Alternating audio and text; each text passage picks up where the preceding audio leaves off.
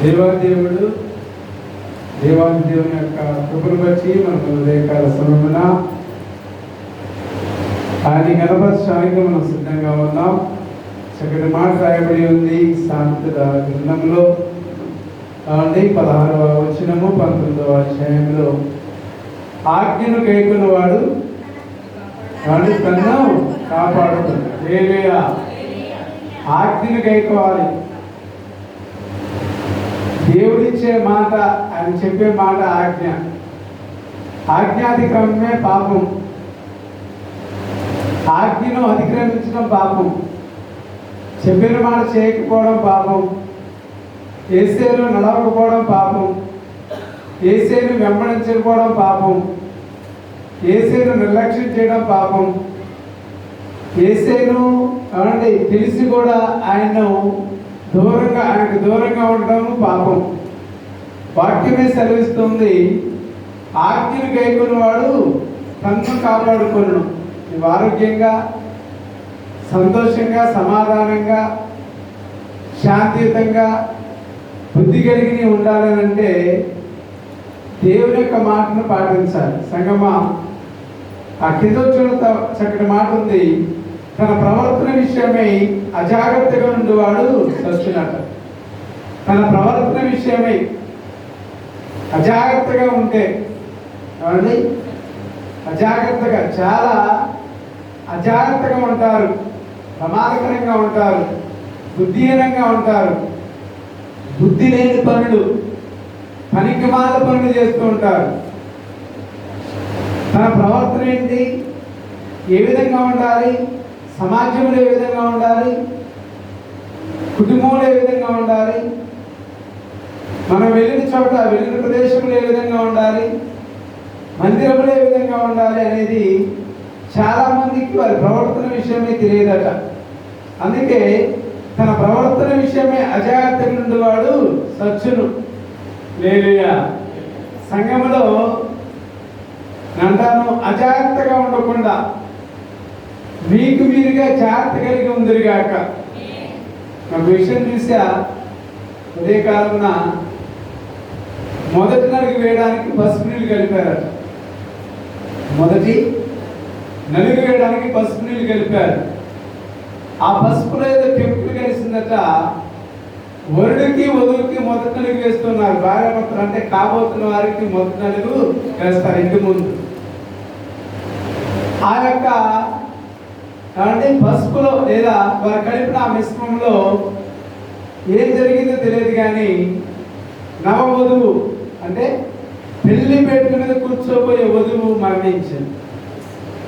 పెళ్లి కుమారుడికి గాయాలే, అంటే ఆ యొక్క శరీరానికి మత్సరం ఏర్పడింది. ఆ యొక్క వేడుకలో ఆ పసుపును ఎవరైతే కలుపుకున్నారో వారందరూ కూడా శరీర శ్రమ వచ్చింది. అంటాను, ప్రతి విషయము వారికి తెలియదు. ఆనందంలో తొలగిపోవచ్చు, చక్కగా అందరూ కూడా కేరింతలు కొట్టుకుంటూ ఆ నవవధువుకి నవవరుడికి నలుగు పెట్టవచ్చు. కానీ పెట్టే ముందు ఆలోచించి ఉంటే, ఆ మిశ్రమాన్ని కట్టే ముందు ఏమి ఉన్నాయో తెలిసి ఉంటే అంత ప్రమాదం జరిగి ఉండేది కాదు. అందుకే భక్తుల ద్వారా మనము చాలా విషయాలు నేర్చుకుంటున్నాం. తన ప్రవర్తనను, తన ఆలోచన విషయంలో అజాగ్రత్తగా ఉండేవాడు సచ్చునట. హల్లెలూయా. ఏ విషయంలో అజాగ్రత్తగా ఉండొద్దు. ఒక ఇంజనీరింగ్ చేసినటువంటి వ్యక్తి మధ్యాహ్నకాల సమయంలో భోజనానికి వచ్చారట. 2 లక్షలు సంపాదిస్తాడు. భోజనానికి వచ్చాడు. ఆ కూలర్ వేద్దామని ఆ స్విచ్ వేశారట. కూలర్ యొక్క స్విచ్. ఆ స్విచ్ వేసినప్పుడు ఆ కూలర్ చేయి తగిలింది. అకస్మాత్తుగా మరణించాడు. ఎందుకు నేను విషయాల మీద పంచుకుంటున్నానంటే సంగమా, వ్యక్తి పరిస్థితిలో అజాగ్రత్తగా ఉండొద్దు. నువ్వు చేసే భక్తి, నువ్వు చేసే పని, నీ ఆలోచన, నీ విధి విధానాలు, నీ నోటి మాటలు, నీ శరీరంతో చేసే పని, నీ హృదయంతో చేసే ఆలోచన దేవునికి మెచ్చే విధంగా ఉండాలి, మనుషులకి మెచ్చే విధంగా కాదు. దేవునికి మెచ్చే విధంగా ఎప్పుడు ఏ రోజుకి ఆ రోజు ఎప్పటికప్పుడు నీ ప్రవర్తనను సరిచేసుకుంటూ ముందుకు వెళ్ళాలి.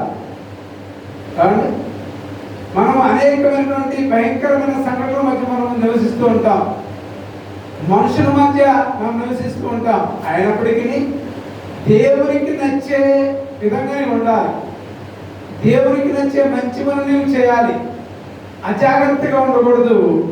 మాట చెప్పబడుతూ ఉంది, ఆజ్ఞలు గైకొనేవాడు తన్ను కాపాడుకునేవాడు. చూడండి చక్కటి మాట రాయబడి ఉంది 21వ వచనంలో, నరుని హృదయములో ఆలోచనలు అనేకములుగా పుట్టును, యెహోవా యొక్క తీర్మానమే స్థిరం. అంటే ఎన్ని ఆలోచనలు హృదయంలో మీరు ఆలోచిస్తారో లేదో కానీ సేవకుడిగా మేము కూడా చాలా ఆలోచిస్తాం.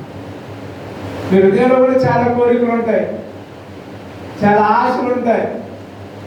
అయ్యా నా ఆశ తీర్చమని దేవుడిని అడగాలట, అడిగే భక్తులుగా మనం ఉండాలి. అయితే ఆ యొక్క ఆశను తీర్చేవాడు ఆ ప్రభుల వారి మాట చెప్పబడి ఉంది, నరుని హృదయంలో ఆలోచనలు అనేకములుగా కూర్చున్నాడు. కాబట్టి అనేకాలు ఉంటాయి. చెడ్డ హృదయం ఉంటుంది, మంచి హృదయం ఉంటుంది. మంచి ఆలోచనలు ఉంటాయి, చెడ్డ ఆలోచనలు కూడా ఉంటాయి. చెడ్డ ఆలోచనలు పుట్టించే హృదయము నీ నుండి తొలగిపోవును గాక. తొలగలవుతా? మంచి ఆలోచనలు పుట్టించే హృదయము నీకే ఉండును గాక. దాన్ని స్థిరపరచువాడు యెహోవాయే. నీ ఆలోచన యావత్తును, నీ కోరికను సిద్ధింపజేసి నీ ఆలోచన యావత్తును తీర్చువాడు దేవుడే కనుక సంగమా, నేను భక్తులుగా విశ్వాసులుగా మనందరినీ కోరుకునే విషయం ఏంటంటే, మీ ప్రవర్తన దేవునికి ఇష్టమై ఉందా లేదా? ఒక్కసారి ఈ పునరుద్ధరణము ఉదయకాల సమయంలో ఆరాధనలో పాల్పంచుకునే మనమందరం కూడా చిన్న ఆలోచన చేసుకోవాలి. అయ్యా నా కుటుంబంలో నా ప్రవర్తన ఏ విధంగా ఉంది, సంఘంలో నా ప్రవర్తన ఏ విధంగా ఉంది, సమాజంలో నా ప్రవర్తన ఏ విధంగా ఉంది, నీకు ఇష్టమైన వ్యక్తిగా నేను నివసిస్తున్నానా లేదా? నీకు ఇష్టమైన వ్యక్తిగా అజాగ్రత్తగా ఉంటుంది ప్రమాదాలు. 2-3 విషయాలు చెప్పాను నేను. మన తెలంగాణలో జరిగింది, ఎక్కడో జరిగింది నేను చెప్పలేదు విషయాలు. లేదుయా తెలంగాణలో ఈరోజు జరిగిన విషయాలు నేను చెప్పా. ఈరోజు వార్తలలో 2-3 సంఘటనలు జరిగాయి, అయ్యే చెప్పా. నేనంటాను, మనిషి ప్రవర్తన చాలా జాగ్రత్తగా ఉంటే ఆయన మనల్ని కాపాడునుగాక. యేసయ్య ఆజ్ఞ నువ్వు తప్పకుండా పాటించుదుగాక. ఆరాధనకు వెళ్దాం. అమ్మగారు ఆరాధన